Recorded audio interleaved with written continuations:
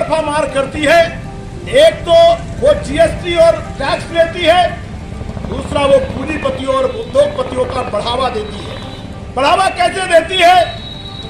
जो बड़ी बड़ी कंपनियां हैं ये भारतीय जनता पार्टी को चंदा देती है, क्योंकि पूरे भारत में किसी की आय नहीं बढ़ी, लेकिन भारतीय जनता पार्टी की आय बढ़ गई। भारतीय जनता पार्टी की नेताओं की आय बढ़ गई। भारतीय जनता पार्टी के कार्यालय आप देखिए तो उसमें हजारों करोड़ रुपया खर्च किया गया। यानी भारतीय जनता पार्टी सरकार में आई तो भाजपा की आय बढ़ गई, भाजपा के नेताओं की आय बढ़ गई, भाजपा ने अपना कार्यालय और कोष बढ़ा लिया। देश की सेवा नहीं की मेरे मित्रों, और इसके लिए उन्होंने बड़ी बड़ी कंपनियों से चंदा लिया। उस चंदे के बलबूते वो चुनाव लड़े, हजारों करोड़ रुपया उन्होंने इकट्ठा किया।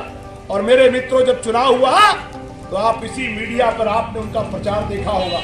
ये मीडिया वाले आपको जो चैनल में दिखा रहे थे वो बिना पैसे के नहीं दिखा रहे थे, वो पैसा खर्च हो रहा था।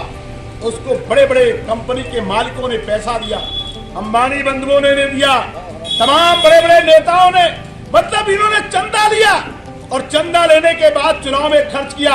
अब एक छोटी सी बात आप बताओ, एक छोटा सा अर्थशास्त्र है जो भारत के एक एक नागरिक को ये समझ में आना चाहिए। देश का मॉडल ऐसा चलाया भारतीय जनता पार्टी ने कि कंपनी से पैसा लेते हैं और फिर कंपनी को फायदा पहुंचाने के लिए पहले उसका कर्जा माफ करते हैं। 3 लाख करोड़ का कर्जा उसका माफ कर दिया। अब 15 करोड़ रुपया मान लीजिए किसी कंपनी ने चंदा लिया तो किससे वसूलेगा? मान लीजिए मैं सीमेंट की फैक्ट्री का मालिक हूँ, मैं सरिया की फैक्ट्री का मालिक हूँ, मैं दवा की फैक्ट्री का मालिक हूँ, और हमने किसी पार्टी को, किसी को चुनाव लड़ने के लिए अगर हमने 5 करोड़ से लेकर 15 करोड़ का चंदा दिया तो लौटेगा किससे, लेगा किससे? वो भाजपा के किसी नेता से नहीं लेता। तो अपनी सामान की चीजों को महंगा करके वो अपना जो सामान 250 रुपए का उसको वो 300 कर देता है। जो सरिया सस्ती होती है वो महंगी हो जाती है, जो सीमेंट सस्ती होती है वो महंगी हो जाती है, जो मोरंग सस्ती होती है वो महंगी हो जाती है, जो सामान सस्ता होता है वो महंगा होता है। इस देश के गरीब किसान मजदूरों से उससे वापस लेने का काम करते हैं। मेरे मित्रों, मैं आपसे ये कहना चाहता हूं, लगातार उन्होंने टैक्स बढ़ाया, इतना टैक्स बढ़ा दिया कि जो डीजल और पेट्रोल हमारे देश में लाया जाता है वो 32 रुपए प्रति लीटर आता है। उस क्रूड ऑयल में 8 रुपए का खर्चा आता है, यानी 40 रुपए में वो तेल आपको मिल सकता है। 10 रुपया प्रॉफिट ले लेते।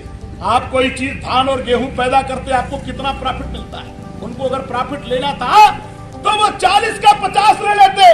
मनमोहन सिंह की सरकार थी, आपको 50 और 55 में मिलता था कि नहीं मिलता था? क्योंकि वो केवल 9 रुपए लेते थे, वो एक्साइज ड्यूटी कम लेते थे और कहते थे कि हम भी, सरकार भी चलती रहे और इस देश के लोगों का जीवन भी चलता रहे।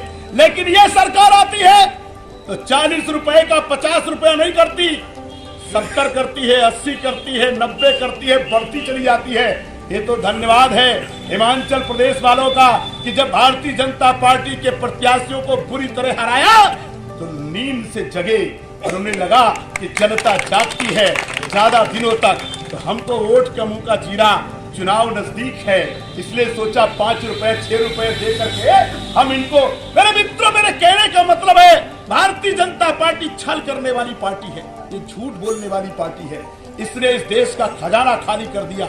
बड़े बड़े पूंजीपतियों से कोरोना काल में तमाम चंदा लिया, अलग से एक फंड बना दिया, पीएम केयर फंड बताया, और उसमें केवल भाजपा के नेताओं को उसमें रखा।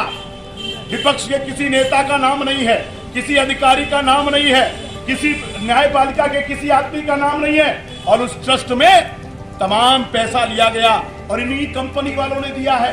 अब एक छोटी सी बात है, अगर इस देश की कंपनियों ने पैसा केवल भारतीय जनता पार्टी को दिया और भारतीय जनता पार्टी को चलाने के लिए दिया तो वो वसूलेगा किससे? किसी और से नहीं वसूलेगा, इस देश के गरीब किसान मजदूर से वसूलने का काम करेगा। मेरे मित्रों, मैं आपसे कहना चाहता हूँ, ये लालच बहुत बुरी बला है।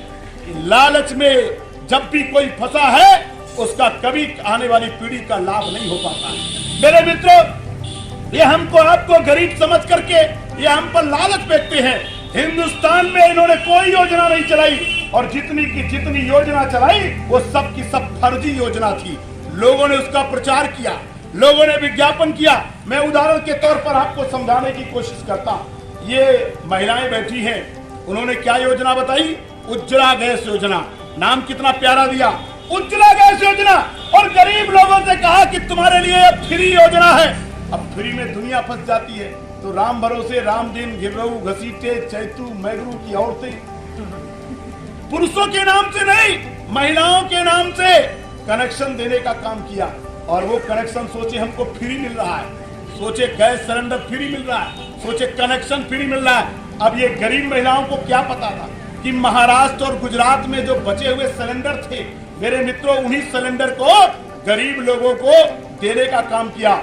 और उसमें कहा कि ये तुमको हम सिलेंडर चूल्हा फ्री दे रहे हैं। वो फ्री नहीं था। जिनका फ्री नहीं था उनके खातों में सब्सिडी जाती थी और जिनको कहा कि ये फ्री है उनके खातों में सब्सिडी नहीं आती। ये छल है, ये एडवोकेट है।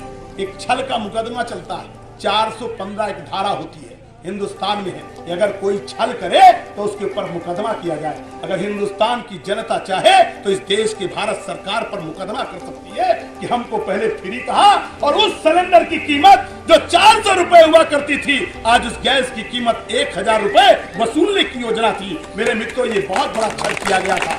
मेरे मित्रों, मैं कहना आपसे ये चाहता हूँ, ये योजना नहीं थी, ये आपको छल करने की योजना थी। इस देश में गैस बिचवाने की योजना थी। एक दूसरी योजना उन्होंने चालू किया। हमारे चैनल को लाइक, शेयर और सब्सक्राइब जरूर करें और नई अपडेट्स के लिए बेल आइकन दबाना ना भूलें।